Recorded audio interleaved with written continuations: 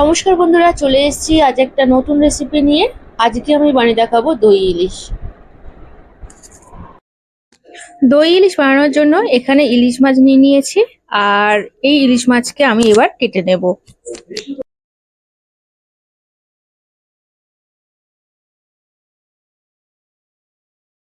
ইলিশ মাছটাকে আঁশ ছাড়িয়ে নিয়ে ভালো করে ধুয়ে নিয়েছি। এবার আমি ইলিশ মাছের কানকো, লেজ এইগুলো কেটে নেব। আর কাটার পর তারপরে ইলিশ মাছকে আমি আর দেবো না।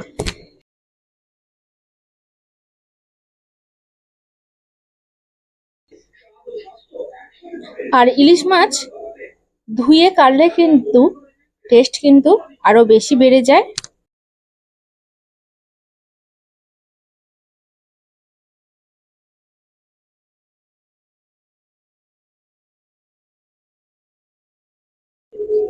ইলিশ মাছকে ভালোভাবে কেটে নিয়েছি, এরকম ভাবে পিস করে নিয়েছি।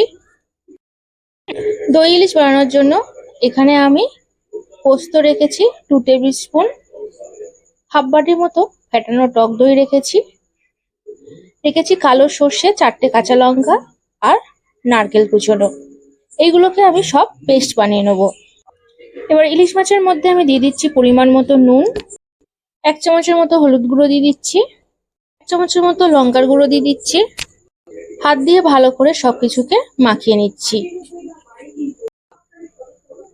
এর মধ্যে এবার নারকেলের পেস্টটাকে দিয়ে দিচ্ছি, ফেটানো টক দইকে দিয়ে দিচ্ছি। পুরো হাফ বাটি ফেটানো টক দই এখানে ব্যবহার করছি। সর্ষে আর পোস্ত একসঙ্গে বেটে নিয়েছি, সেটাকে দিয়ে দিচ্ছি। আর সর্ষেটাকে অবশ্যই আমি ছেঁকে নিয়েছি। হাত দিয়ে ভালো করে সবকিছু একসাথে মাখিয়ে নিচ্ছি।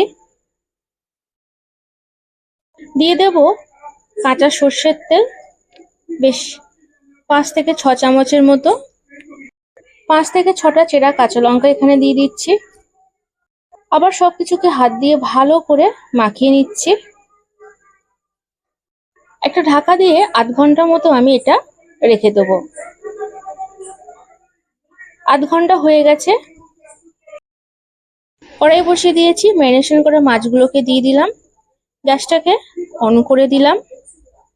গ্যাসের ফ্লেমটাকে একদম লোতে রেখে একটা ঢাকা দিয়ে আমি আধ ঘন্টা রান্না হতে দেব।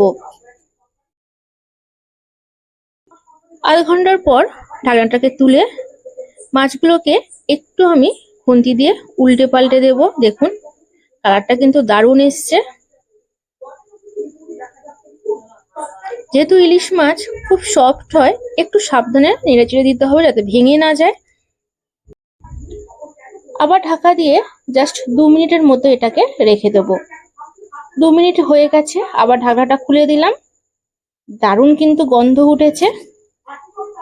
রান্নাটা হয়ে গেছে আর সবকিছু টেস্ট একদম পারফেক্ট হয়েছে। গ্যাসটাকে অফ করে দিয়ে কাঁচা সর্ষের তেল এর মধ্যে দিয়ে দিলাম। এই রেসিপিটি যদি আপনারা ইউটিউব থেকে দেখেন তাহলে কিন্তু আমার চ্যানেলটিকে সাবস্ক্রাইব করবেন। যারা ফেসবুক থেকে দেখেন অবশ্যই আমার পেজটিকে ফলো করে দেবেন।